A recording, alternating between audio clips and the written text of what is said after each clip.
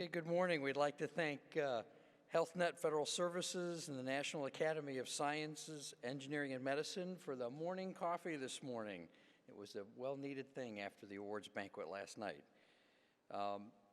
We'd like to welcome Dr. David Marcozzi and Dr. John Holcomb, who will discuss lessons learned from the battlefield and how it translates and how trauma care translates into the civilian sector. So without further ado, sirs. Good. All right, well, good morning, everybody. Nice to see some old friends, new friends. We'll talk today about this military trauma care's learning healthcare system transition to the civilian sector. I have no disclosures. David, do you have any disclosures? No disclosures. Okay, good. The learning objectives of this from the National Academy of Science and for this lecture were to talk about the current state of civilian and military trauma care, explain these gaps and the differences between the two systems, and recommendations from our report. This is I'm sure everybody's going to go to this website and get your CME credit this morning at 7 o'clock. The National Trauma Healthcare System was a report that came out of what was the Institute of Medicine, but then they changed the name in the middle to the National Academies of Science, just to make it confusing for all of us that participated as committee members. And the committee is shown here. We're not going to go through everybody, but it was a very diverse group of folks with retired military, non-active folks on the committee, epidemiologists, pediatricians, really a wide variety of folks with a wide variety of interests. And I will tell you that I was in the Army for a long time, been on lots of committees. This is probably the favorite committee, and David, I think you would echo that, favorite committee I've ever been involved with. Great group of folks. The study sponsors, again, I'm not going to read this list. The key here is diversity, from the American College of Emergency Physicians down to the Department of Transportation. So academic organizations, society organizations, and then government organizations. Our charge to the committee was important. It was to identify and describe the key components of a learning healthcare system. You know, the learning healthcare system is quite a buzzword today, but it's actually a reality. It's one of the things, if you haven't read about learning healthcare systems, it's probably worth doing so, and how to use that idea to optimize care for the individuals who have been deployed on order of the President of the United States. Characterize the military's joint trauma system and the Defense Health Program research investment. So how does the research investment, both on the military and the civilian side, lead into this learning healthcare system? And examine the opportunities that exist today to advance trauma care and those lessons learned on the battlefield, those hard-won in-blood lessons learned on the battlefield, and how to translate those in the civilian center. And then how do the strategies to more effectively sustain the incredible experience that the military has gained on the battlefield, how to sustain that for the next war. So if you graphically think about where we ended in this war, we don't start off at a higher level next time. So the imperative, why talk about trauma? Well, trauma, for those of you all who don't live, eat, and breathe it every day like David and I do, trauma is a really big deal.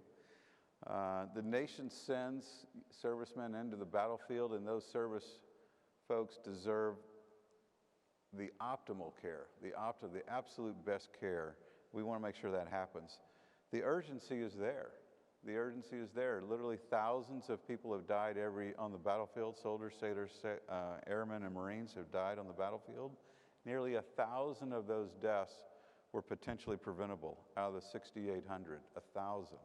The civilian burden, just as important and numerically much greater.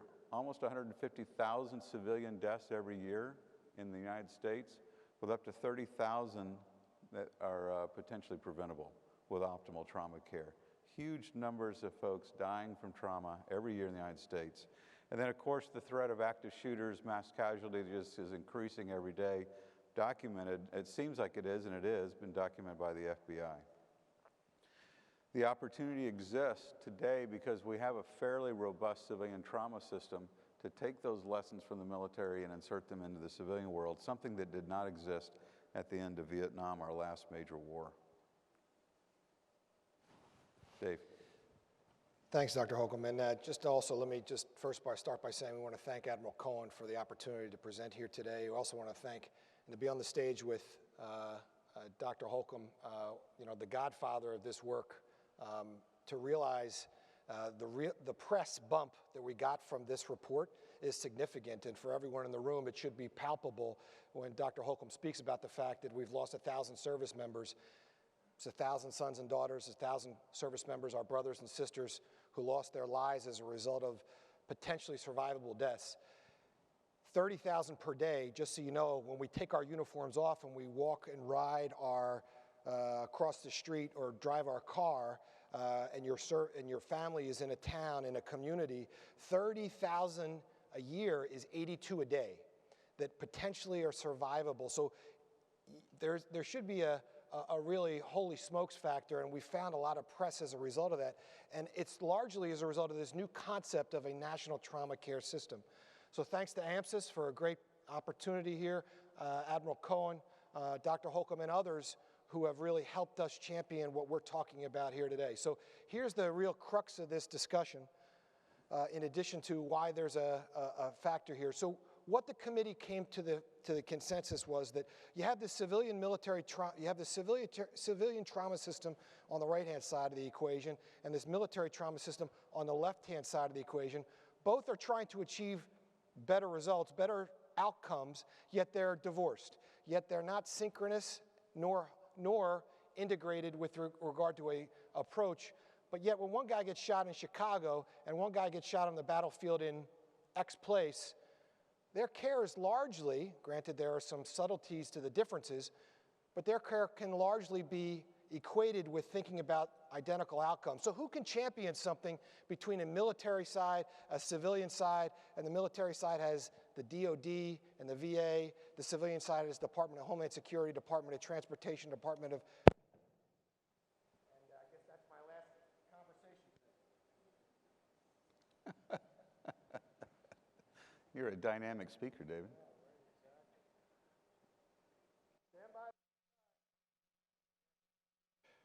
Jeff, there he go. is. Jeff, help me, Jeff. You're good. Just come back in. I'm good? Let's You're go good. back in my pocket. All right, thanks. Okay, so who can actually do this to champion both So sides? Dave, I got to ask you, was that a drop the mic on That purpose? was yeah, now I'm out. So the only really focus that can get this is both sides need to be optimized together, or the truth of the matter is we will not optimize either. That's the last quote. That has to be the focus. So congruently then, who can champion this? And we're going to talk about who could champion this. And we're hoping for questions at the end. There were 11 recommendations. 11. Salient recommendations, fairly concise, that looked at how this nation, regardless of where if you wear the uniform or if you don't, can approach better delivery of trauma care so we save more lives, regardless of overseas and on a battlefield or on the streets of Washington, D.C. So here's the first recommendation. You know, we in the military, ends, ways, means. Here's the end. Here is the goal, the aspiration. There should be no potentially survivable deaths due to trauma. Who should champion this? Well, if you have the Department of Homeland Security, Department of Health and Human Services, Department of Transportation, VA, and DOD, who is the only place, where is the only place that can actually move them together to synchronize efforts, and that's the White House. Why is this so important? Can we achieve this goal of 0 potentially survivable deaths? Certainly there are folks who have already minimized and mitigated what we saw in the original data that Dr. Holcomb spoke about. The Rangers have done this right. This is actually from the 75th Ranger Regiment. You know, these elite warriors are out there kicking the doors down, doing the work that we need them to do. We should be able to support them effectively. Colonel Russ Cotwall worked with then Colonel McChrystal and said, you know, sir, there's a fourth pillar to what we think about with shoot, move, communicate. There's a different way to think about this. We should insert medical within our big four. And Colonel McChrystal at the time said, you know, it's the right thing to do. And they dropped their potentially survivable deaths from around 24% to potentially 3%. And I'll tell you even more salient quote. Here is from Reuters. The Rangers lead the battle. So the Rangers are doing this right. 0 potentially survivable deaths. 0 on the battlefield. The Ranger Regiment. So there is a place that got this right. Fundamentally, then, you have to ask yourself, why hasn't the rest of DoD embraced these types of qualities? What the capabilities they brought to the battlefield, they got right, should be pervasive across all of DoD, and it's not. So our report started to think about how to do this more effectively. So what's needed not only is the White House to champion this across multiple different departments, but the White House needs to actually bring together a national trauma system. Number one, they set the aim. Number two, they develop the system. That system has to be consistent with the military, because right now, the responsibility, the authority, and the accountability for battlefield trauma care and trauma care overall is diffused across multiple different sectors. And when multiple people have the rose pinned on them, then no one does. So far, the White House needs to champion this, they need to set the aim, and the military needs to embrace this. Is this new? This is not new. This has been written about over and over again. And look at this report that Colonel Mabry spoke about, who's one of the champions for the fact that when you speak about battlefield trauma care, there's an asystolic response with a lot of people trying to come to it, but no one person responsible for it. So ownership is key.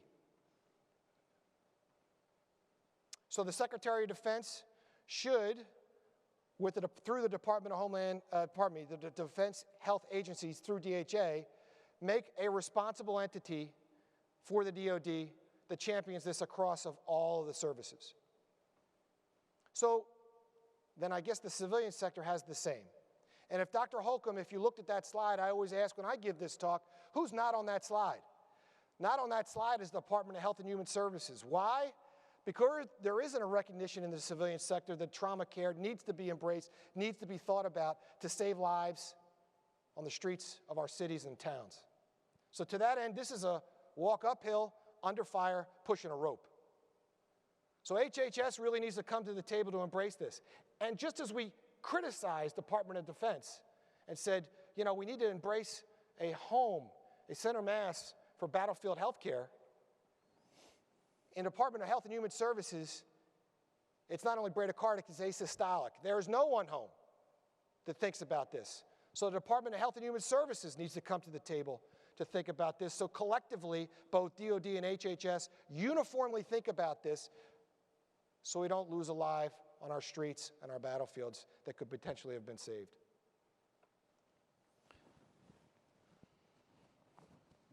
Data is important. Right now, the collection of integration of trauma data across the United States, both the military and civilians, incomplete. They're fragmented. They exist in different registries. For those of you all who have been an injured patient or try to take care of an injured patient, the data that's generated on an ambulance is not transmitted to the hospital. The hospital data is not transmitted to the rehab center or to your primary care doctor, not available. And in today's day and age, we kind of wonder, well, why is that? That's kind of crazy, isn't it? It's crazy. With all of the availability of data, with your smartphones that can tap into just about anything, why aren't data available? And why is this important? Well, we all know that data is important in making decisions, especially data, not just single points of data, but trended data, right? What happened? What was your blood pressure on the ambulance? What was your blood pressure in the emergency department? What was your blood pressure when you got discharged from the hospital? So the recommendation number 5 talks about this and says these two agencies, HHS and Defense, together, working together with academic and industry partners, should generate not the disparate systems, but integrate the disparate systems that already exist to put these data together.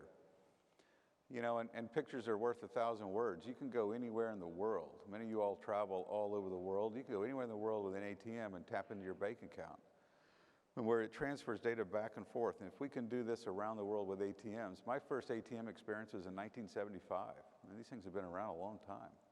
Why can't we do this with our healthcare data? From a research infrastructure, and research is vitally important. Of course, the data feeds into the research, right? So research is really something else. It's really something else. It really does improve outcome. In my lifetime in medicine, the mortality from heart attacks has dropped tremendously. Cancer's dropped tremendously. HIV, which was rampant when I was a young doctor, no longer a fatal disease. Why is that?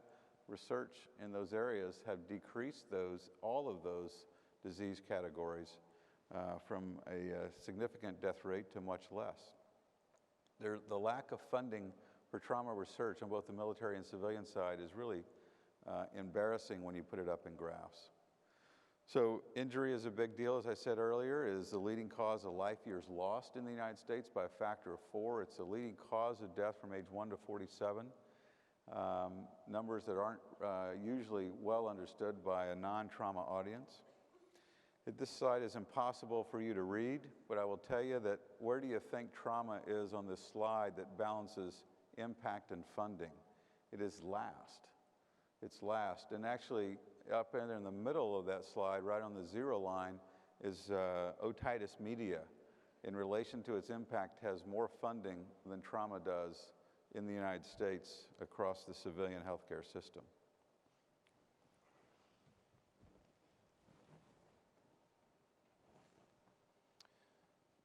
So the fact of the matter is we found some additional challenges with regard to the ability, including what Dr. Holcomb just spoke to around data, around research. The ability to conduct research is a consideration on how we can improve the overall system.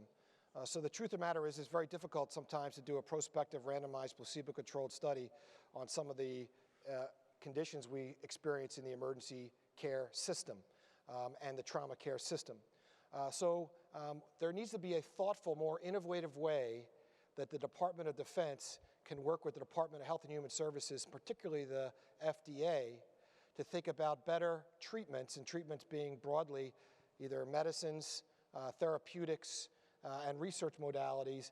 Think about that broadly. And to that end, then, FDA and DoD should really think about how to work more synchronously and in a small and almost a special operations kind of environment, a special operations mindset, to how to harmonize their efforts to achieve better results and allow for better research. And that's key. Certainly the FDA has their priorities, and safety is paramount and should continue to be paramount with their efforts. But potentially there's a way forward that the FDA and DoD can harmonize their collective action. And as a case study, FDP, freeze-dried plasma, is certainly one of those areas that we're now recognizing as what happened as a result of that was the FDA and DoD got together, led by the White House, to say, you know what, this is a product that we understand. This is a product that potentially saved lives. Difficult to do prospective placebo-controlled studies on the Ranger Regiment. However, FDA is responsible for thinking about safety. DoD, you're thinking about how to save lives and the safety of your colleagues across the world. How can we work together to allow FDP to be utilized because of the concerns around the 1-to-1-to-1 ratio with resuscitation? How can we help you get here from there? And right now, FDP is being utilized with small units across DoD in those specialized areas that we think about are the highest threat as a result of FDA and DoD working together to think about the best care on the battlefield. That's the kind of template that could be utilized and was a thought with regard to this recommendation. So the fact of the matter is it's very elusive on how well we're doing in trauma care, and this recommendation speaks to the use of across DoD in our trauma care system, whether or not in CENTCOM or whether or not here in the United States or whether or not you are a small MTF somewhere in wherever, that our trauma care should be linked and should be thought about, and we should think about those outcomes and be transparent with regard to our ability to conduct the delivery of trauma care. And where we have deficits, we should try and improve those deficits. If we don't know, then we can't improve. The importance of transparency of data, whether or not it's a provider level or at a system level, has to be included with regard to our thought with the aim to achieve 0 potentially survivable deaths. On the civilian sector, right now, trauma care is not largely thought about as the gorilla in the room, and CMS and thinking about CMMI, and for those who are not familiar with that acronym, CMMI is kind of like an innovation center, and in essence that's really what it is, to think about health delivery and how we can improve it in the civilian sector. It's largely championed around better primary care. Good on them for thinking about that, but as we just described, trauma has a significant impact and burden on our healthcare delivery system. Over $600 billion a year is invested to try and think about better trauma, or pardon me, not invested, but as a healthcare drain to think about how we can improve that would actually limit that $600 billion price tag on trauma care overall for our nation. So then the recommendation speaks to the fact that CMMI should think about innovative ways our civilian sector can embrace regionalized trauma care, regionalized emergency care, think about those outcomes, data through transparency, linked to outcomes to achieve potentially survivable deaths. So that's what this recommendation speaks to. So where do we recognize that there was the most and greatest opportunity to save lives? So the pre-hospital sector, this is medical care. This is medical care. Do you know why in the civilian sector EMS is not thought about as a medical or a healthcare asset? Because the Social Security Act defines 17 provider types. Physicians, long-term care, hospitals, different types of provider types. EMS is not listed. EMS currently, by this nation, EMS pre-hospital care, for those not familiar with that acronym, is actually listed as a transportation mechanism and thought about legislatively as a means to get to care. But one would argue, based on certainly with the great work that folks have done, including Dr. Holcomb, that actually that's a piece and the most potentially impactful part of the delivery of healthcare, certainly on the battlefield. And the more we embrace both across our civilian sector and our military sector, the care that happens before it arrives to a surgeon's table, the more we have the ability to impact that care. So some data. Approximately 87% of, this is that landmark study from 2001 to 2011 that Dr. Holcomb was an author on, that looked at care on the battlefield. And they found that our pre-medical treatment facility deaths, 24.3% of those were deemed potentially survivable. So in the pre-hospital sector, for EMS, almost a quarter of the deaths we could have potentially been survivable. So that care matters. And right now, the nation, I don't know if they don't respect it. I certainly think they do. I know in the DOD they do.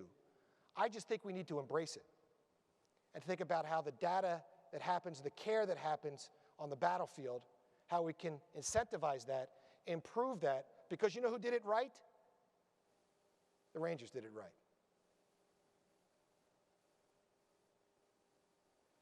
So then, this recommendation speaks to the fact that the Social Security Act needs to be modified. It thinks about how pre-hospital care is part of the healthcare continuum. From a patient-centered standpoint, which is certainly the acronym we all know, whether or not we work in the primary care sector, the trauma sector, the emergency care sector, the behavioral health sector, patient-centered care is paramount and critical, and it is the vernacular we use today. So from a patient-centered standpoint, they don't care whether or not the care happens on the battlefield, happens in front of an emergency department, happens in front of a surgeon on the OR table, or in the rehab center. That care should be seamless, and right now it's not, and it needs to be. So this starts to speak to recommendations on how to get here from there.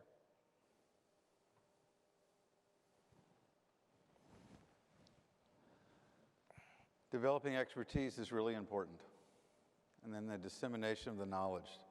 To support this recommendation, there's many ways to help folks when they're forward deployed, both on the military side or working. I'm from Texas. We got a lot of really small healthcare places out in West Texas. So you want to be able to help those folks. and be able to, if they have a question, answer that question very quickly. I've grown up in the time period where we used to have phones that were attached with wires to walls, and now our phones aren't attached anymore, right? I mean, that's been a pretty big deal. And now your phone, you can talk to anybody around the world very easily. So this project, are we going to talk about Project Echo? That's later. Yeah. That's later. We'll talk about that. This dissemination of knowledge is extremely important, and then and using telemedicine and all of our telecommunications abilities to do that is vital. Ensuring an expert workforce is also critical. On the civilian side, if you get in a car crash today, driving to the airport or riding or walking across the street, you're going to go to a level 1 trauma center where the doctors, the nurses, the medics, everybody's organized to take care of you in an optimal fashion. That level 1 trauma center is reporting their results to the Trauma Quality Improvement Program in a risk-adjusted fashion compared to other trauma centers around the country. On the military side, we don't really do that. We send some folks out who are experts in the area, experts in trauma care, but a lot of the folks are not doing trauma care back on their day-to-day military job. Now, this is a relic, in my opinion, of the Vietnam-era system and a relic of the old-style training that was done back in the 60s and 70s. I'll speak to surgeons for a second. I'm a surgeon. David's an ER doctor. ER doctors didn't exist back in that time. Surgeons back in the 60s and 70s did a little bit of everything: trauma, OBGYN, head and neck, thoracic and vascular. That's not the way we do it today. I don't know if that's better or worse. That's a separate discussion. But that's not the way it's done. It's done where people are specialized at level 1 trauma centers and do trauma care. Our military system still treats doctors and nurses and medics like they were trained in the 60s and sends them to the battlefield. Who wants their trauma laparotomy, incision in the abdomen, taking out their spleen, fixing the liver, done by a bariatric surgeon who does fat operations all day, every day? That would never happen in a civilian level 1 trauma center. The bariatric surgeons do bariatrics. The trauma surgeons do trauma surgery. That yields the best outcomes in a patient-centered, learning healthcare fashion, transparency of data, quality outcomes. Yet, and it pains me to say this, and I know this is somewhat inflammatory, and I'm going to apologize to the military active folks who've deployed, but the DoD deploys clinicians, and by that I mean doctors, nurses, medics, everybody, to the battlefield to take care of really seriously injured folks in often the worst of possible environment, who would not be allowed, credentialed, or allowed to take care of trauma patients in the civilian world. So by definition, we do not deploy experts to take care of soldiers, sailors, airmen, Marine, and special operators on the battlefield. I'm going to perseverate on this for just a little bit longer. For those of you all who have carried M16s onto the battlefield as an infantry soldier, some of the folks in the room have done this. The infantry company commander would never allow one of his soldiers to go to the battlefield to fire that M16 if they weren't an expert with the M16. The infantry commander would not allow that soldier to go to the battlefield if they'd seen a PowerPoint, sat in a classroom for an hour, or spent a 4 to 6 week rotation learning how to fire their weapon. The Air Force would do the same thing with your pilots, right? You wouldn't send a pilot to the battlefield who had a 4 to 6 week rotation. Yet we do that with medical providers, doctors, nurses, medics, administrators, to go do this. It's just not right in today's world. In today's world of training, it was right back in the Vietnam era where training was different. It's not right today. I can go back if you need it. You want to go back to your recommendation? The recommendation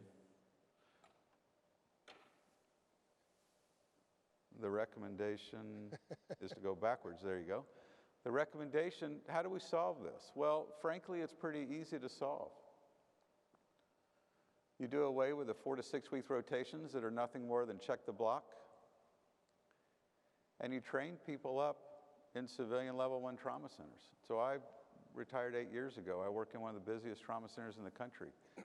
There are 25 to 30 civilian level 1 trauma centers where you would take 25 to 30 person teams, drop them in there, assign them there, and in 1 to 2 rotations out of their 3 or 4 year assignment, they would deploy to the battlefield.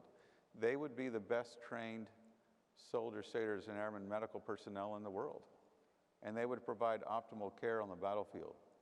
Learning how to do that in the best environment, going to one of the worst environments and doing the best job possible.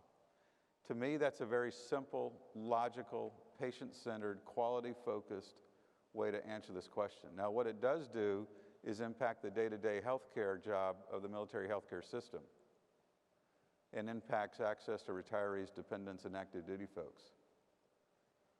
As a non-general officer and non-responsible person, my answer to that is that's okay. Because the primary job of the military healthcare system is to take care of injured folks on the battlefield. There are a lot of civilians and a lot of contractors who can take care of hernias and gallbladders and obesity and deliveries back in the CONUS. Not a popular recommendation, but personally, if you go walk your way through this logically, and the committee agreed with this, a very logical and patient-centered outcome. This slide is repeated from the beginning to the end. We talk about the civilian trauma system, the military trauma system. It's not getting rid of either one of them. It's sharing the AIMS infrastructure, design, data, best practices, and personnel for the optimal outcome of both military and civilian trauma patients. The civilians don't necessarily have this right either. If you're injured in Baltimore, you're going to get great care. If you're injured in some other city or some other remote area, your chances of dying from exactly the same injury are double in other areas of the country than if you're injured in the best places. We should harmonize this on the civilian side as well. We want to thank everybody for coming. I know it's early. We appreciate the opportunity from AMSUS to present these data. If you're interested in this, you can search NAS and trauma on your phone. It'll pop right up. When you do that, there's all sorts of, there's videos, there's the Cliff Notes version. If you're really interested, there's the 500-page version of the report that I'm sure you guys are all going to go out and download right now. We are really happy to be here, as David said at the beginning. It's a great opportunity. We appreciate the sponsorship from AMSUS to allow us to present these data and this report, and are happy to answer any questions. Sir. Good morning. This is a great program, and you've tied together a lot of great recommendations, and they all come together at the top. Have you identified a champion in the incoming administration that will carry these recommendations forward? David? No. Next question. I think that the National Academy of Sciences is certainly going to be engaging the transition teams and personnel within those teams to think about where, because this has obviously multiple department implications, and again, harmonizing the efforts is difficult. So we plan on engaging them. There was a little bit of a press bump from this, and if you look at Time magazine, there was a recent op-ed on this written by Senator Duckworth and Senator-elect Duckworth. And just so everyone's aware, when I asked the question to the National Academies, because almost immediately, 2 bills were dropped in Congress with regard to this report, one from a Republican and one from a Democrat. The Democrat was just the Democrat Congresswoman, Congresswoman Duckworth at the time, has just been elected to the Senate. So Senator-elect Duckworth wrote her legislation based on this report. It has been the fastest turn, at least according to our National Academy of Sciences, that the folks have really embraced from a legislative standpoint some initiatives moving forward. So this has implications that is, I guess the right terminology that someone had talked to me about was no joke. This is actually something that folks want to do. And it has the potential then to be bicameral as a result of the Congresswoman now leaving and moving to the Senate. So I think that it has to be a multiple-pronged approach. I think the transition teams are one, but I think the Congress is another. And certainly we're seeing some traction in the Congress to actually execute and implement some of these recommendations.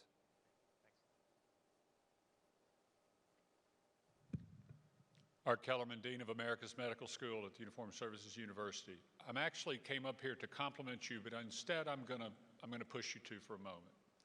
And that is, and I'll use this through a story. John, you know, you came out of the military health system to civilian trauma care about the time I came out of civilian emergency medicine and pre-hospital care into the MHS. So it was a trade, you, me, and 14 players to be named later on the civilian side. I think the idea of having military surgeons training in civilian platforms makes enormous sense. But what I think the report either didn't adequately emphasize or the coverage hadn't adequately emphasized is the equal importance of getting the right military hospitals in civilian trauma systems. Currently, San Antonio does, Madigan kind of, Walter Reed, forget about it, some of the other major platforms. That would allow the entire team, the entire facility. These are the level 4s and level 5s from OEF and OIF. And what worries me is, having flipped through just my first quick read of the NDAA, it's all about telling the DoD, get your trauma surgeons out to these civilian platforms. I haven't seen yet language in there that makes it clear that says not only should select military hospitals be part of civilian trauma systems, but that civilian patients should be able to go and benefit from those systems, because then your blood bank gets exercised, your respiratory therapists get exercised, everybody gets exercised. And where do you think in a future conflict those severely injured military folks are going to end up? They're going to end up there. I was at Grady for years. Huge level 1 ER, very busy trauma center. But when we'd had a major trauma, the team would come down, EM would be there, you'd have 6 people lined up to put in the chest tube. How is that going to work when we've got military teams going in there as well? And oh, by the way, the ICU is always full.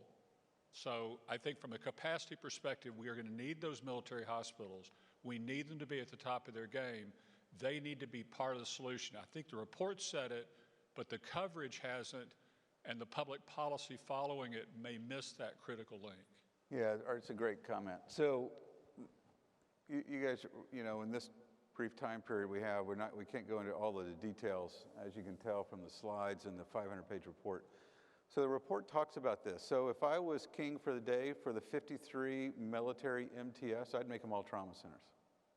So I would offer the opportunity to each one of those commanders to say, you know what, you should be a trauma center, right? Primary mission of the MHS is not to deliver babies and do hernias and gallbladders and breast biopsies. The primary mission of the MHS is to take care of trauma patients on the battlefield.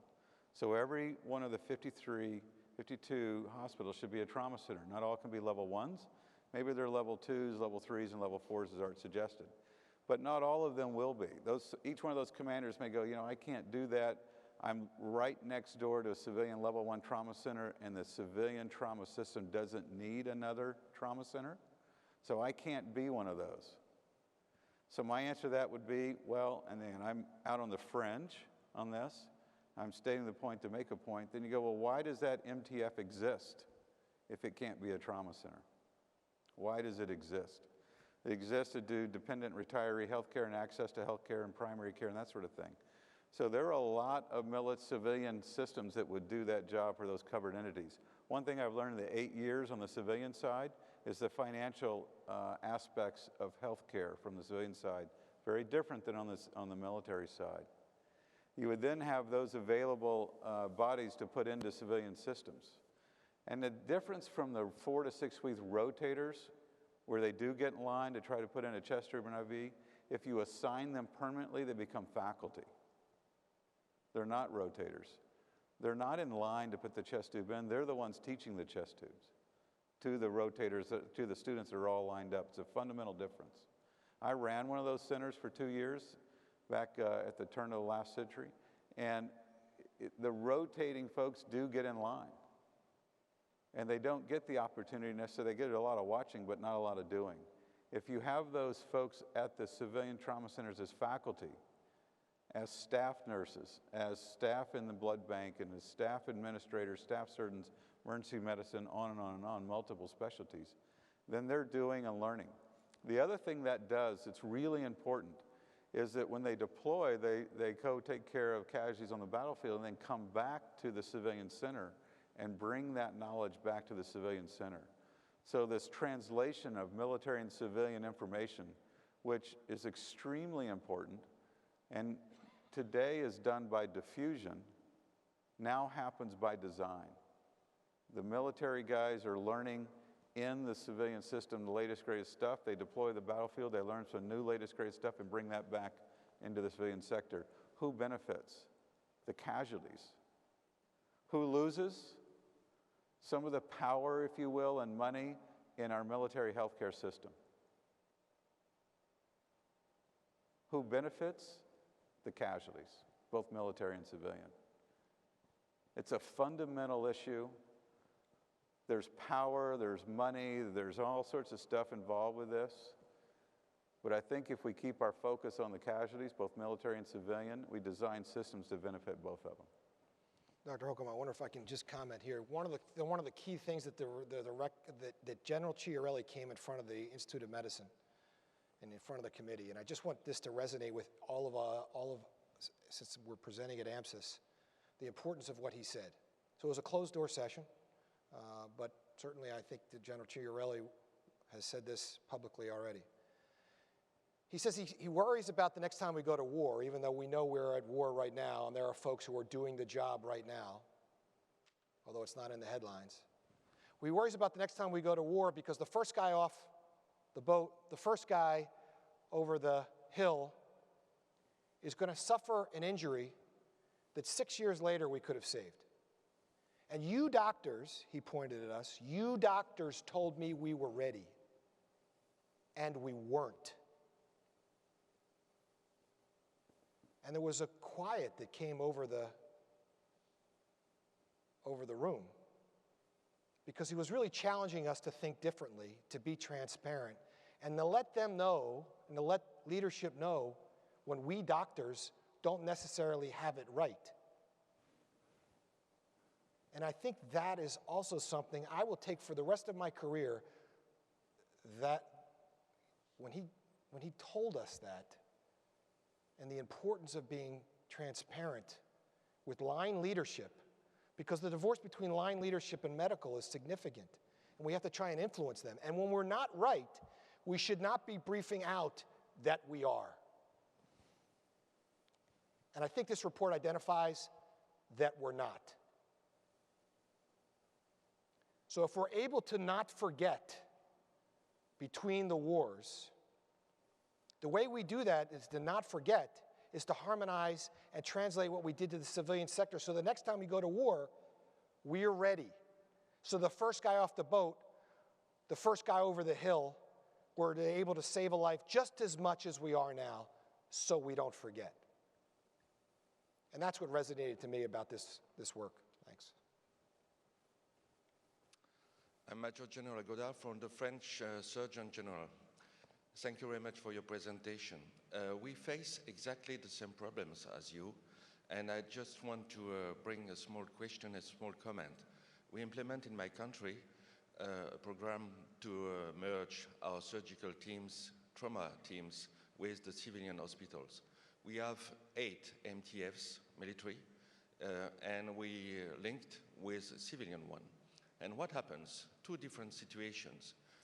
In one half of the situation, we lose our surgeons because the trauma teams and the surgeons were recruited by the civilian administration because they are cheaper, they are fit, and they have a different spirit, and they work very perfectly in civilian hospital. In the other half, we have difficulties to do the military teams accept by the civilians because it's a kind of competition to take care of the patients, competition in opera rooms. And I would like to have your experience about the acceptance of military teams within civilian medical centers. Right. So, sir, thank you very much for your comments and your leadership in France in making this happen. So as I said, I ran one of these military teams in a civilian trauma center. Acceptance is an issue. The key to acceptance is clinical excellence. If clinical excellence is there, the civilians will accept the folks. If there's not clinical excellence, that's a problem. So in my trauma center right now, we're reported, our results are on the front page of the newspaper. They're risk adjusted, they're publicly available on the quality outcomes of the care that our entire hospital provides. And if we can bring in high quality folks, deliver high quality care, and frankly now as a civilian that I don't have to pay their salaries, that's a really good thing.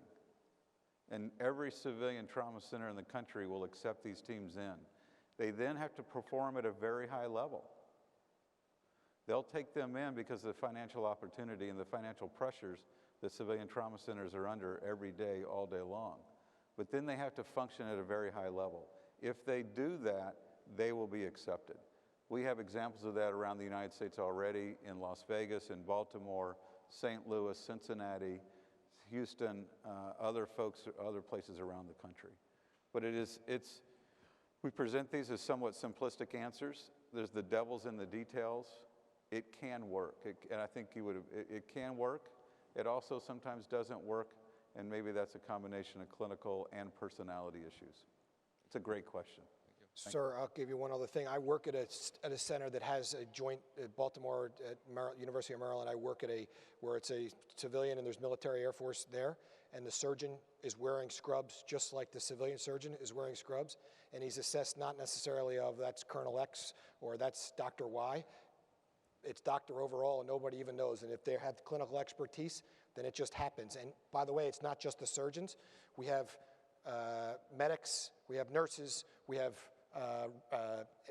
radiology techs. So it is and everyone looks the same, and with 24 hours in, you don't know the difference. So there's that, and when you make a consult on the phone, it's not I'm looking for the military doctor who's here, it's I'm looking for the doctor.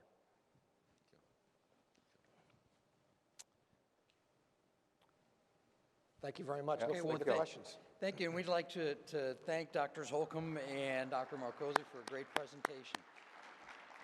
We'll be starting the plenary program here in about 10 minutes, so if there's some coffee out there, grab it. If not, we'll see you back in 10.